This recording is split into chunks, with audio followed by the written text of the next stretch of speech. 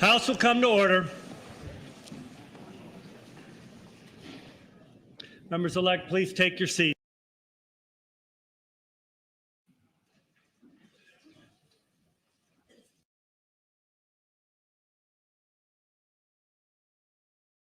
May we pray. Stony the road we trod,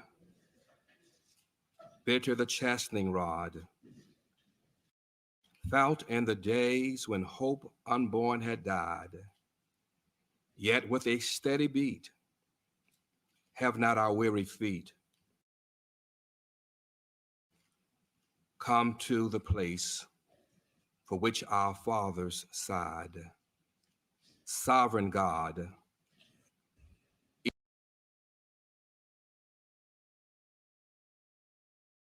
eternal God, we stand in awe of your presence, for in you we live, we move, and we have our being.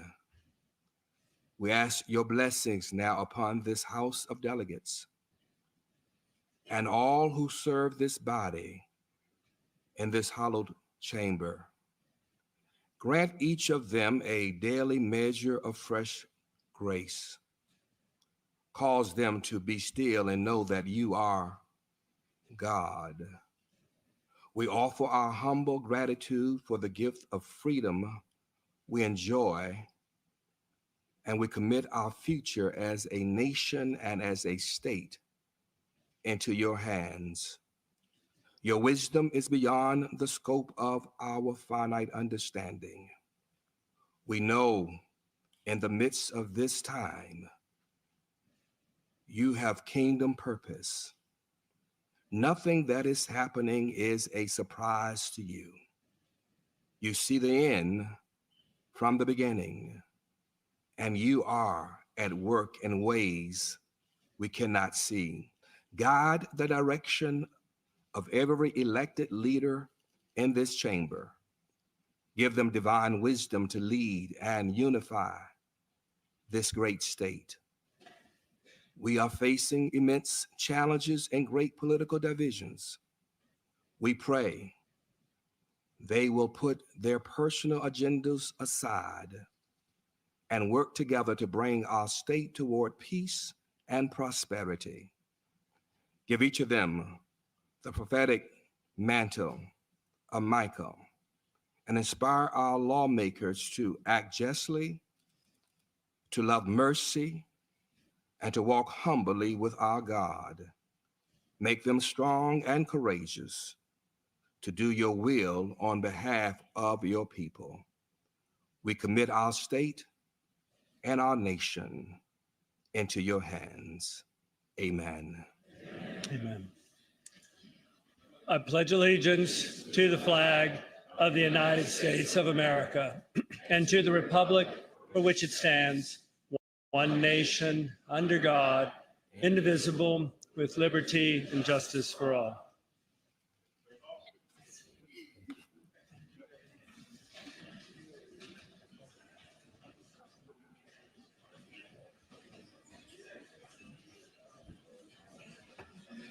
Members, I apologize. Members, please remain standing as the colors of the United States of America are retrieved by the Division of Capitol Police.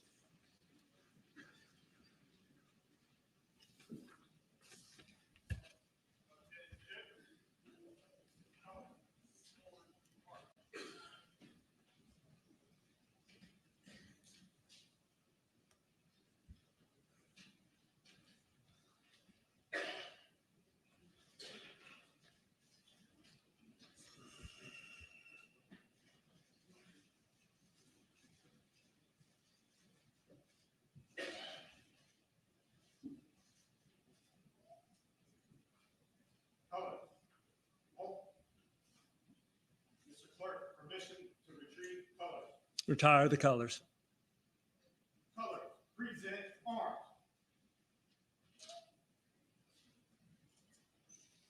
Colors, ordered arms. Retrieve colors.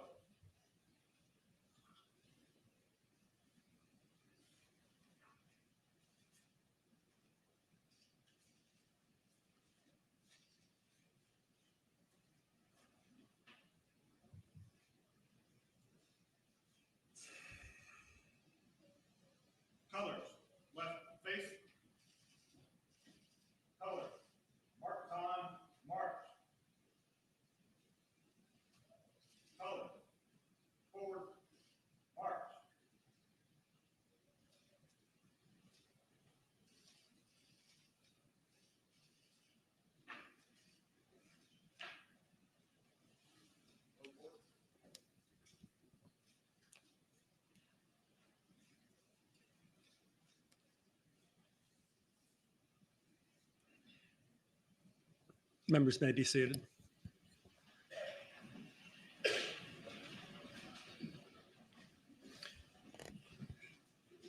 Members-elect, please be advised that the House Clerk's Office received from the Virginia Department of Elections notifications that, pursuant to Section 24.2-679 of the Code of Virginia, meetings of the Board of Elections were held to examine the official abstracts of votes from the general election held on November 7th, 2023, and subsequent recounts of certain election results pursuant to Section 24.800 at SEEK.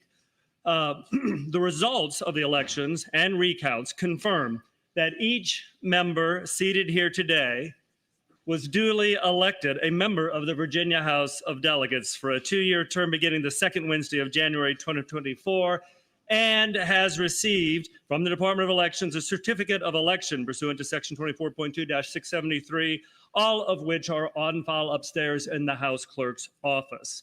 Members, please also be advised that pursuant to Article 4, Section 7 of the Virginia Constitution, providing that the House of Delegates, quote, shall judge of the election qualifications and return of its members, unquote, I am pleased to report the following. In a special election to fill the vacancy of the 48th House of Delegates District, which occurred on Tuesday, January 9th, 2024, it has been determined that Eric J. Phillips received a majority of the votes cast and is accordingly present today to be sworn in and seated as a newly elected member of the Virginia House of Delegates.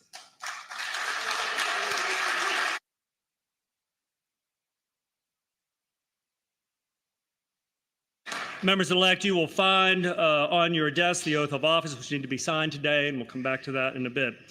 Members-elect, will you please answer the roll call by indicating your presence on the electronic voting board?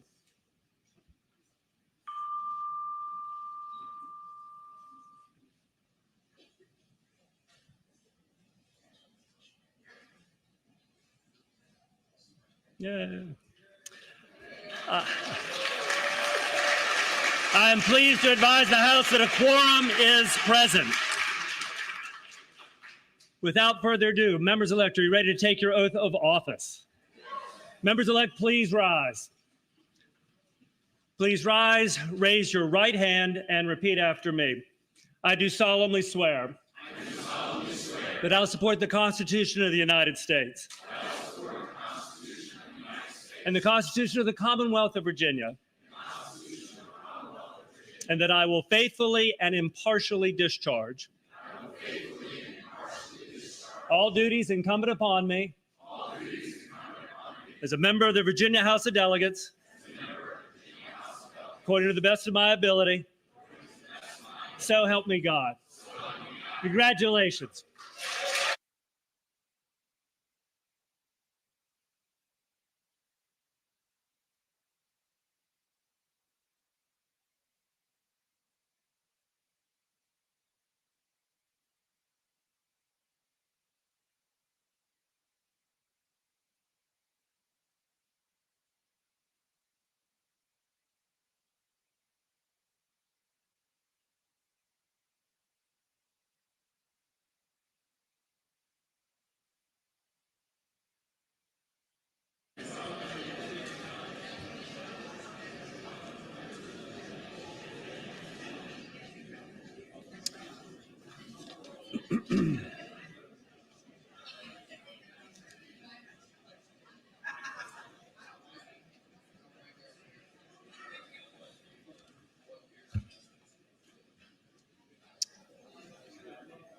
I also come to order.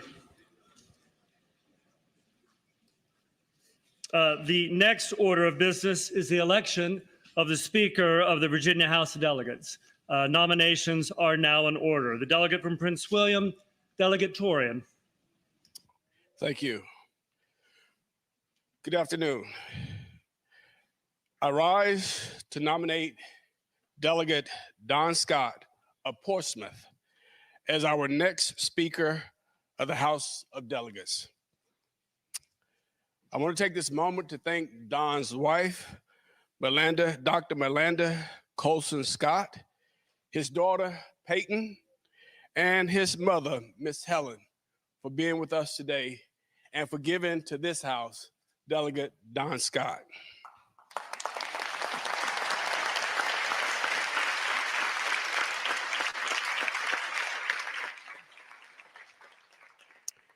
Delegate Scott has served his country. He served in the United States Navy. Delegate Scott understands the redemptive power of God. Delegate Scott is a successful attorney in his area of Portsmouth. Delegate Scott worked tirelessly to make sure, and this is not a crack at anyone, but he worked hard to ensure that we got the majority in the House.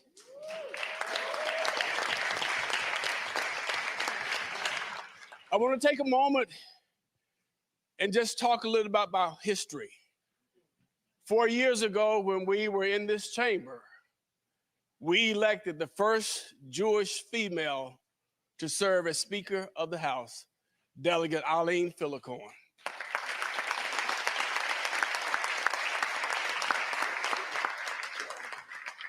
Four years later, we have come back to this chamber to make history one more time, to elect for the first time in the Commonwealth's history, the first African American to serve as Speaker of the House.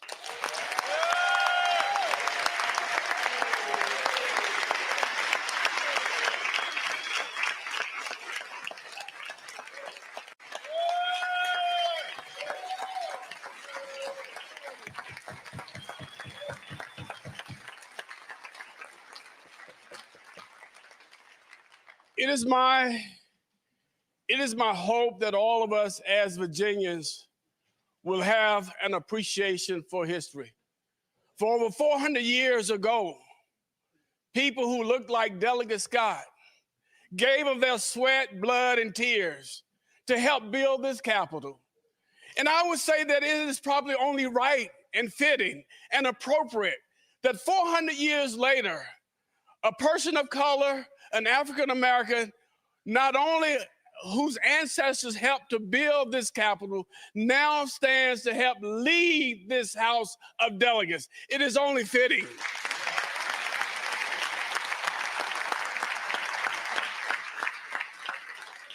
And it is my hope and my prayer that all of us as Virginians have a great appreciation for who we are as citizens of Virginia, and that all of us, if we work hard, if we dedicate ourselves, if we commit ourselves, we have the right and the privilege to lead the legislative body of the Commonwealth of Virginia here in the House of Delegates.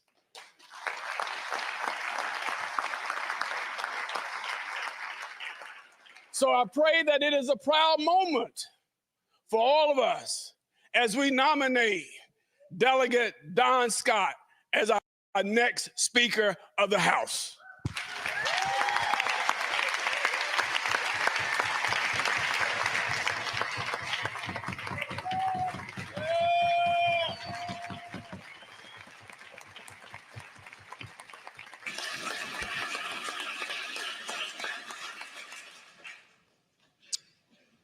The delegate from Botetourt, Delegate Austin.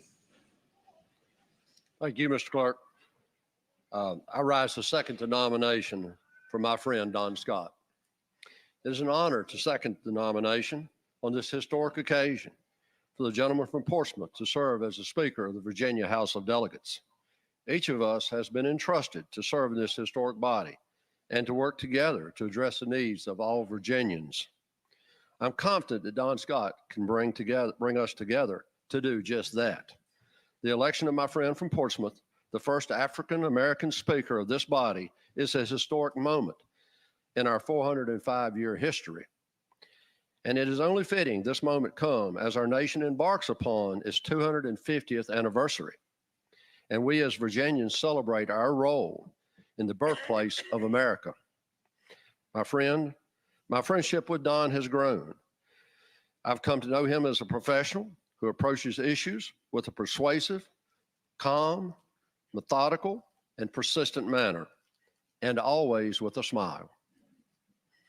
Delegate Scott, I know you will be a fair and strong speaker. Even when we don't see eye to eye on policy, I firmly believe through your leadership, we will work together with the best interest of all Virginians. Personally, I value our friendship, and I thank you for the opportunity to be part of this moment. Relationships will always overshadow partisan differences. And now, in renewing my second to the motion, I ask that this legislature come together and work collectively to advance the opportunities and qualities of life for the citizens of the Commonwealth of Virginia, starting with the election of Delegate Don Scott, Speaker of the Virginia House of Delegates. Thank you.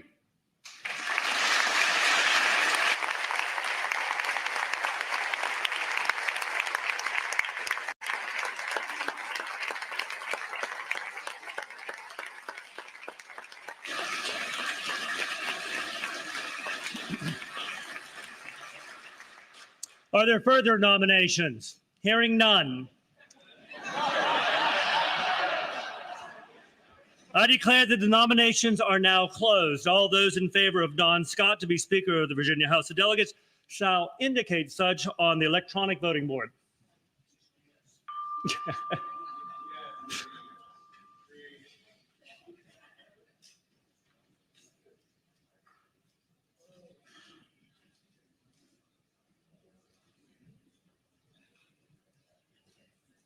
Please close the roll. I declare Don Scott duly elected Speaker of the Virginia House of Delegates.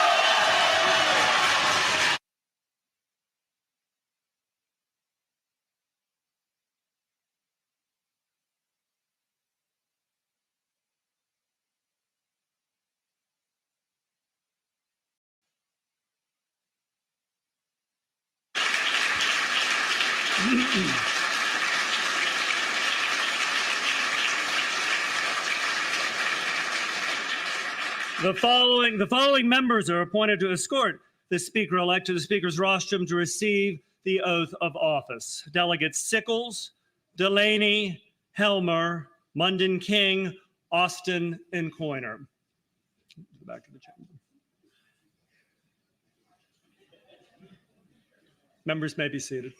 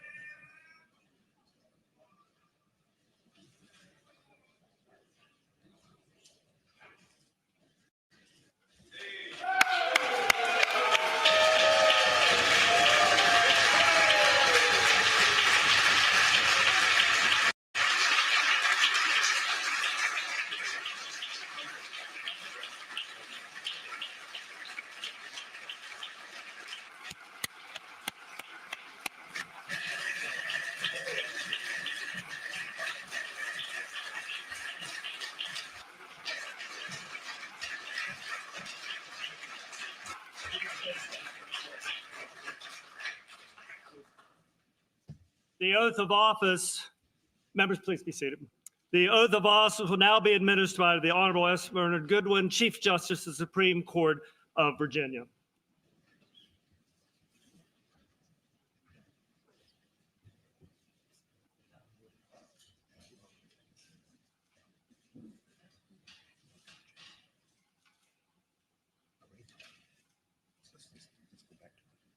Okay.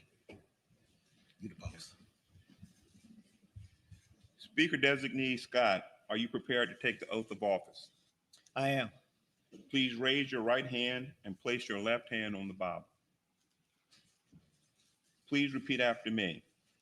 I, Don Scott, I, Don Scott, do solemnly swear do solemnly swear that I will support the Constitution of the United States that I will support the Constitution of the United States and the Constitution of the Commonwealth of Virginia, and the Constitution of the Commonwealth of Virginia, and that I will faithfully and impartially discharge and I will faithfully and impartially discharge all the duties incumbent upon me all the duties incumbent upon me as Speaker of the Virginia House of Delegates, as Speaker of the Virginia House of Delegates, according to the best of my ability, according to the best of my ability. so help me God. So help me God. Congratulations, Mr. Speaker.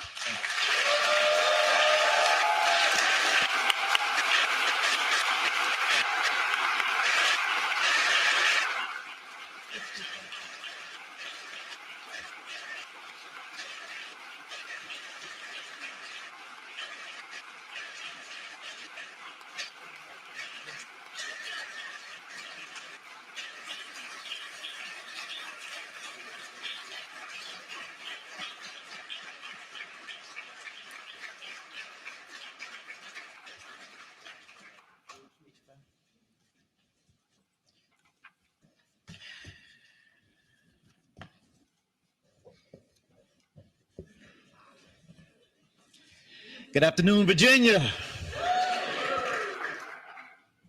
Thank you. Thank you all for being here. My first immediate emotion is just gratitude. Very grateful. I know this is God's favor. I know this is God's grace, which is undeserved favor. And I'm grateful. I want to thank my family, especially my wife, Melinda. Wife, stand up.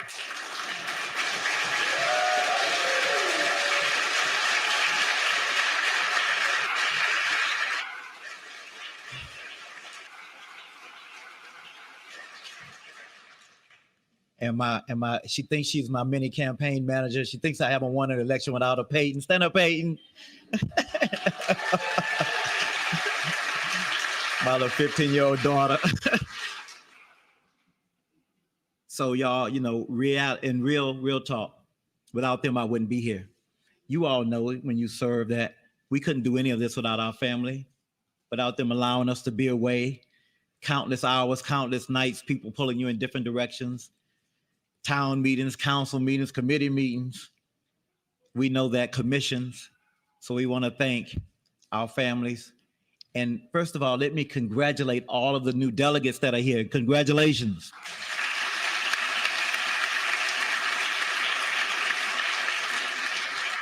I want to say thank you to all of your families as well, because I know they made huge sacrifices for you to be here today. And we don't ever want to forget those sacrifices. I'm trying not to do it. Y'all keep cool here. Because my mother is here, Helen Scott. She's in a chair, but she can't. Raise your hand, Helen Scott. Just raise your hand.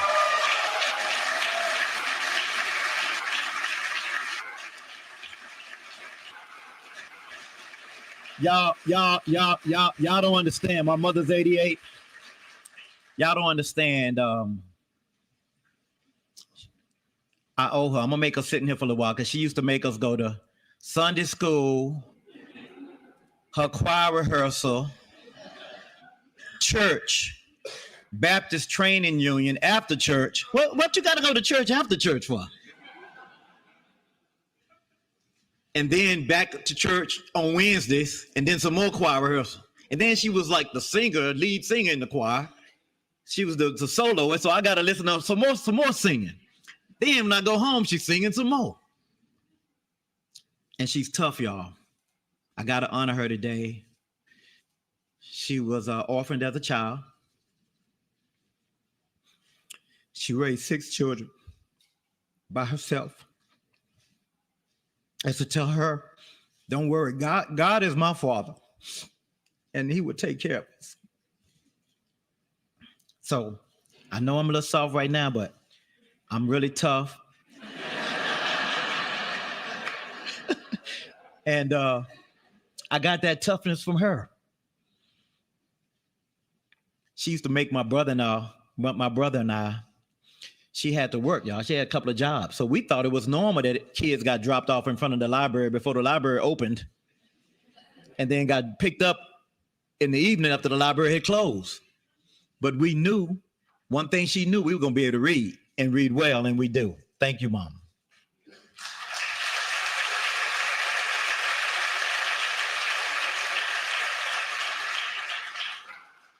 I think the other strong woman in my life, my wife, Dr. Melinda Colson Scott. Y'all, she was a dentist teaching at the University of Pennsylvania when I met her. I was struggling. Some of y'all know my story. I'd really just come out of jail, real talk. And she looked at me and didn't see anything that the world sees. She looked at me and saw her aspiration, her husband, her friend, her confidant. Thank you. Thank you. When I was at my lowest, you looked at me and you saw me exactly where I'm standing right now. Thank you. Thank you.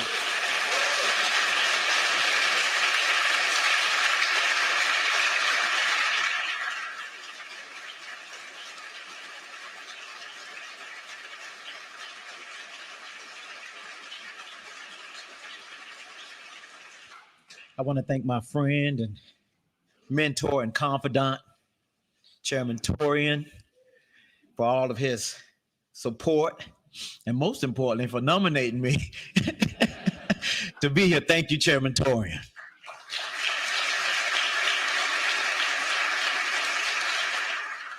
I'm about to tell a secret that I promised that I would keep, but I'm about to tell it. Delegate Austin, Terry Austin, a few years ago, I was going to Texas for aunt's funeral during COVID. I'm coming back from, I'm going through the airport in Hobby Airport in Houston, and I see Delegate Austin, and I yell out, Delegate Austin, Terry. And like he always does, he ignored me. But thank God his wife was with him. And like most of our wives that protect us from ourselves, she said, Terry, and looked back and pointed at me. And so he came over and we spoke and we hugged and we talked. And from that point on, we've had, a great friendship and relationship. And I know folks don't believe that civility and cordiality can exist across the aisle, but I'm telling you it can. Because we have a great relationship. And I want to thank him from the bottom of my heart for standing in for me today and taking my nomination. I appreciate it. Thank you.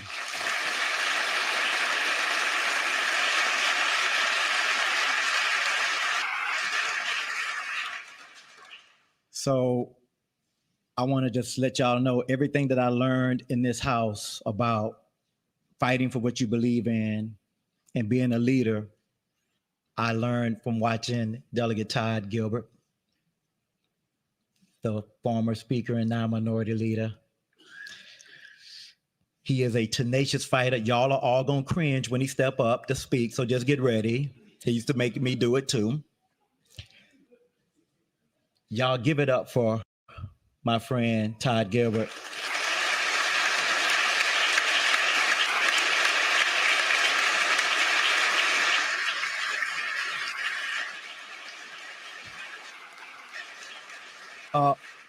Up until this point, he has made my transition very easy. I'm sure that will stop some today.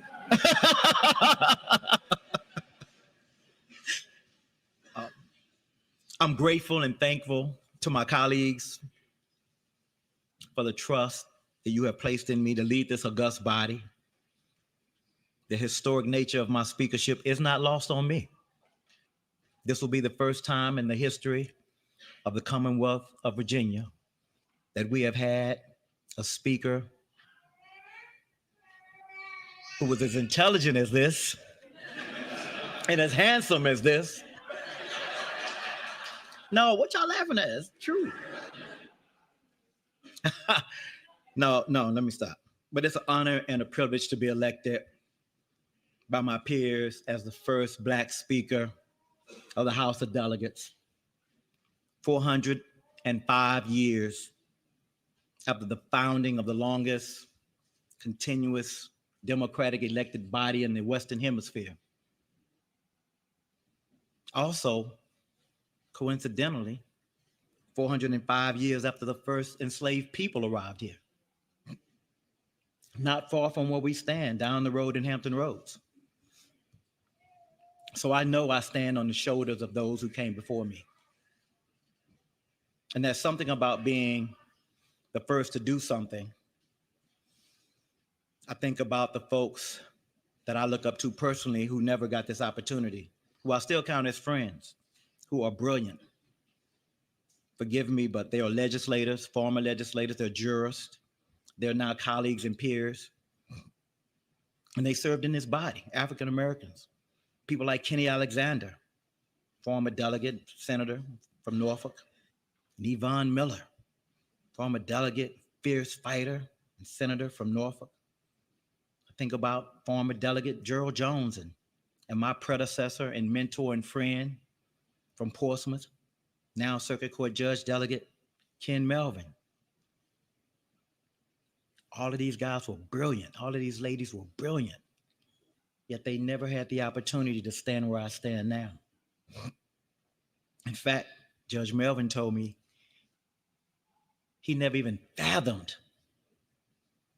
getting the opportunity to stand where I'm standing now. So I don't take this for granted. I've spoken to many of them over the little while. And one of the things that stood out to me was about all of them is the heart that they had, the integrity that they had, the care for the communities that they had. And I hope to be able to emulate that. So I know I stand on the shoulders of giants. I can't even imagine what it must have been like for Doug Wilder, first Black governor of Virginia, 1989. Or Fergie Reed, the first Black person elected to the General Assembly since Reconstruction. Or George Tioma, who was elected during the Reconstruction to the General Assembly. He's a Black man from Portsmouth. And he was a Republican. And every time I look around this room, I do see this. I see the ghost of those people who worked here, those Black folks who were enslaved here, whose dignity and humanity was discounted right here in this room. I see those people. And I know we, not just I, we carry their hopes and dreams and their posterity. I carry it in my heart. I think about all of the people who never got their rights heard by people sitting in this chamber. Thank God the Commonwealth has turned the page. Thank God.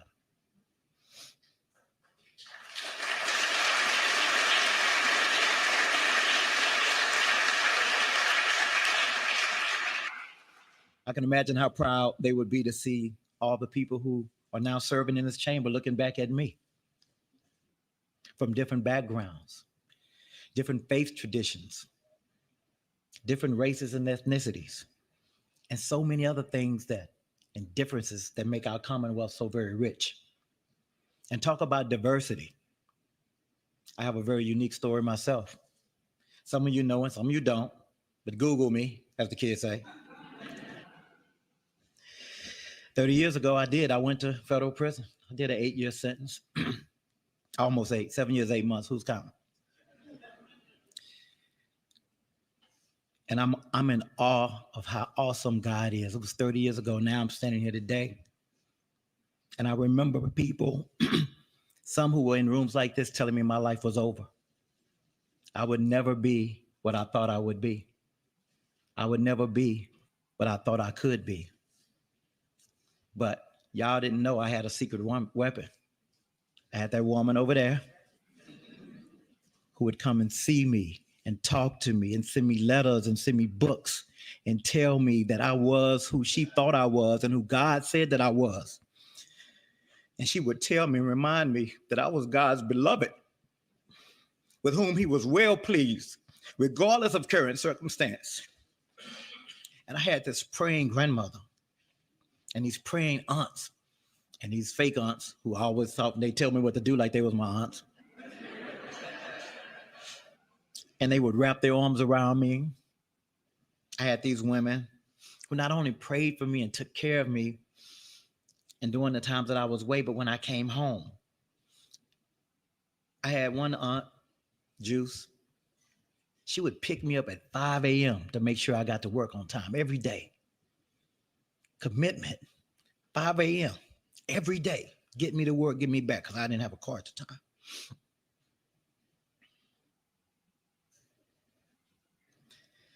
There are those who will tell you that you should be defined forever by a mistake. I'm here to tell you, do not believe them. God's grace and mercy is sufficient.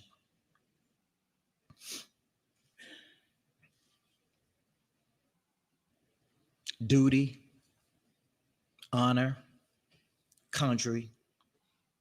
I take those words very seriously, as I know many of you do.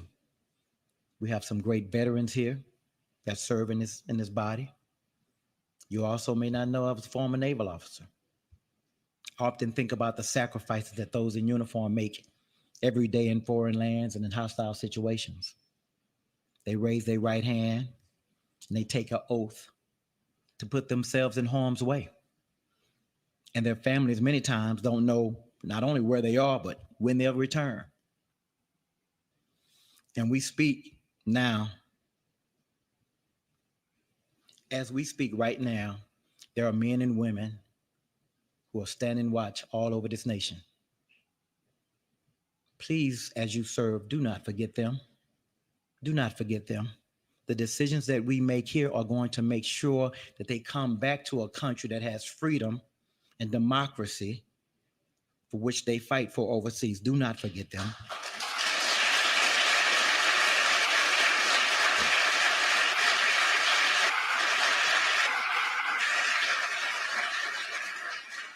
Now, enough about me. Let's talk about us. So y'all know this. Like, y'all know the Senate's Democrat last session and the House was Republican. So everything that we got done last year, it was bipartisan. Oh my God. It works. We can do it again. And y'all know, because I've been in a couple of fights, Leader Gilbert, we know how to count. We're in a 51-49 body, right? So if we want to get anything done, we're going to have to get it done together. We got a Republican governor, got 51 over here, 49 over here, 21 and 19 over there. Can't get much closer. Got to be able to count, got to be able to get some things done. Y'all who have been here for a while probably know this, but 80% of the things we vote for, they uncontested. It's boring. Hit the button, because it's uncontested. It's all good ideas. Newsflash. Every great idea ain't on the Democratic side, and every great idea ain't on the Republican side. Great ideas come together. Sometimes they start out as a bad idea, become a great idea, and we fix them and we do it together. So I'm looking forward to working with everybody to continue that journey. This is what I promise as Speaker. I will allow debate. I will try to promote civility, no matter how invested we all are in the outcome, no matter how vociferous it may become. And sometimes we all get emotionally attached to some stuff. And that's good. That's why we were elected, because we care. That's why we were elected. So I would just not be the Speaker of the Democrats, and I will not just be the opponent of the Republicans, but I will be the Speaker of the House of the Commonwealth of Virginia. Thank you.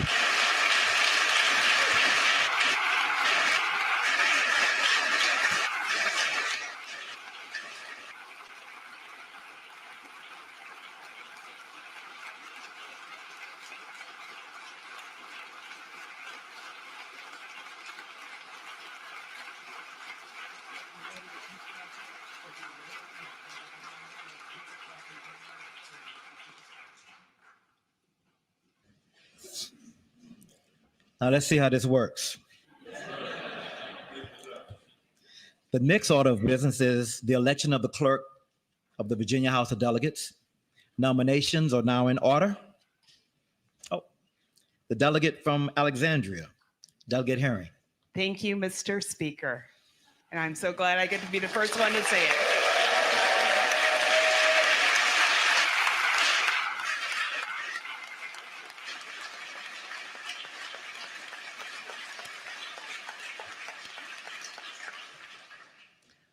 Mr. Speaker, I rise to nominate G. Paul Nardo to be clerk of the Virginia House of Delegates. Now we all know Paul, who's been and is very ably served the House clerk for this chamber for 12 years now. Throughout his tenure, Paul has brought competency and continuity to this very important legislative body and into his position. He understands the legislative process and truly loves this remarkable institution, and it shows. By his tireless dedication, hard work, thoughtful guidance to every member, and his yes, you can do it attitude and encouragement, Paul has treated every one of us with respect and civility, regardless of the region we represent, the seniority that we have, or the party to which we belong. No matter how heated the moments can get or busy the day is, a clerk that is poised, purposeful, and personable. That's what we need, and that is G. Paul Nardo. He smiles freely, he enjoys a good laugh with anyone, and he really makes it his business to go along with people. Beyond of all the constitutional, statutory, and other advice he provides us, he's always appreciated our spirits, and we appreciate his kind spirit. Mr. Speaker, our clerk is a true servant leader who leads an awesome nonpartisan House clerk staff of talented and trusted professionals who make this place run smoothly. And yes, they help us look good. We know that the services that the House Clerk's Office provides to us all is excellent, and each of one of them are exemplary. So for all these reasons, Mr. Speaker, and there are many more, I'm delighted to nominate G. Paul Nardo to continue to serve as the clerk of the House of Delegates. Thank you.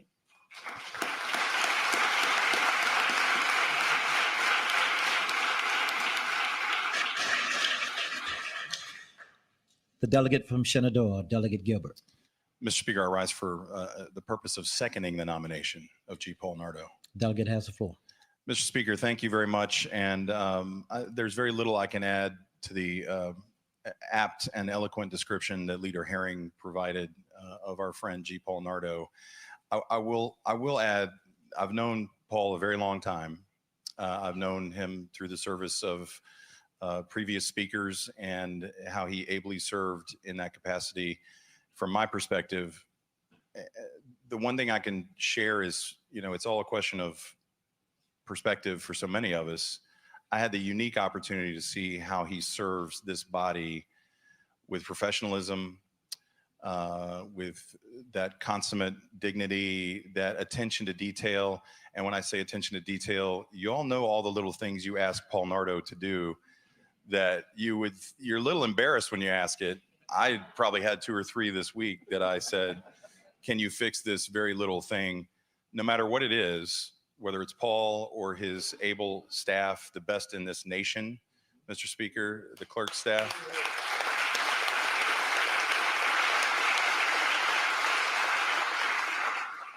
Other clerks staff around the country learn from ours routinely, Mr. Speaker, and that's one of the proud moments for we Virginians. But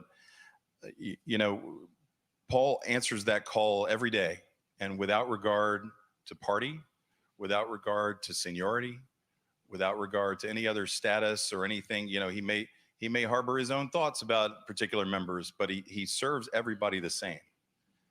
And that is the mark of a true professional. And so it is my high honor today to second the nomination of Paul Nardo for clerk of the House of Delegates and keeper of the rolls of the Commonwealth.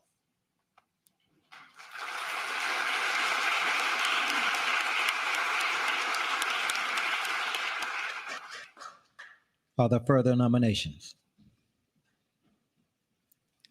Hearing none, I declare that nominations are closed. All those in favor of G. Paul Nardo to be clerk of the Virginia House of Delegates shall indicate such on the electronic voting board.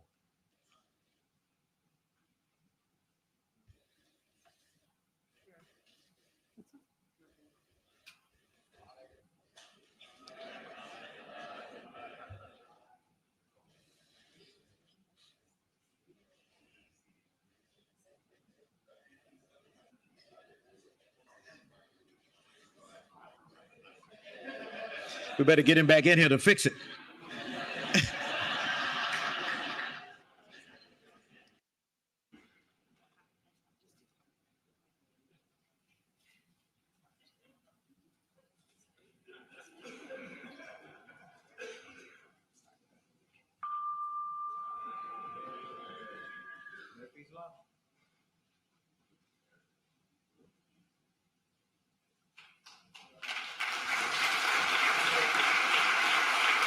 The clerk will close the roll. Yeas 100, nays 0. I declare G. Paul Nardo duly elected clerk of the Virginia House of Delegates. The clerk will announce the committee to escort the clerk-elect to the clerk's rostrum to receive the oath of office. The Speaker appoints the following members to escort the clerk-elect to the clerk's rostrum: Delegates Herring, Delegate Tran, Delegate Willett, Delegate Glass, Delegate Gilbert, Delegate Batten, Delegate O'Rourke, and Delegate O'Quinn.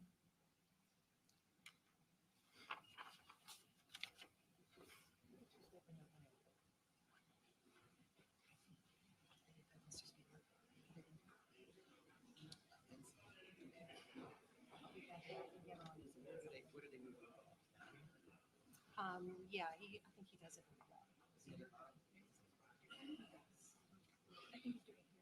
I think he's going to do it here. It's fine.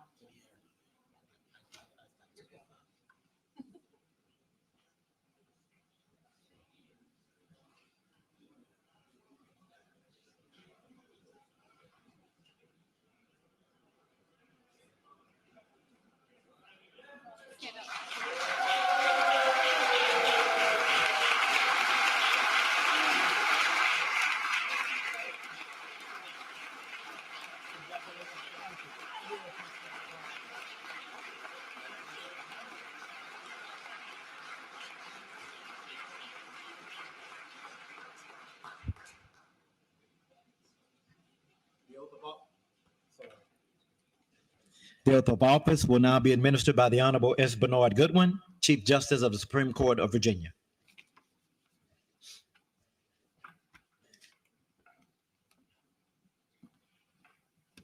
Mr. Nardo, are you prepared to take the oath of office? I am, sir. Please raise your right hand and place your left hand on the Bible. Please repeat after me. I, G. Paul Nardo, I, G. Paul Nardo, do solemnly swear do solemnly swear that I will support the Constitution of the United that States I will support the Constitution of the United States and the Constitution of the Commonwealth of and Virginia, the Constitution of the Commonwealth of Virginia, and that I will faithfully and impartially discharge and that I will faithfully and impartially discharge all the duties incumbent upon me all the duties incumbent upon me as clerk of the Virginia House of Delegates as clerk of the Virginia House of Delegates according to the best of my ability. according to the best of my ability. So help me God. So help me God. I really appreciate it. Thank you so much for coming over here. Can I get your autograph one more time? Do you want a different pen this time? Or, can you use that one? Whatever works for you. There you go. Except this doesn't work for me. Oh, I got it. There you go. Yes, sir. Okay, great. Thank you.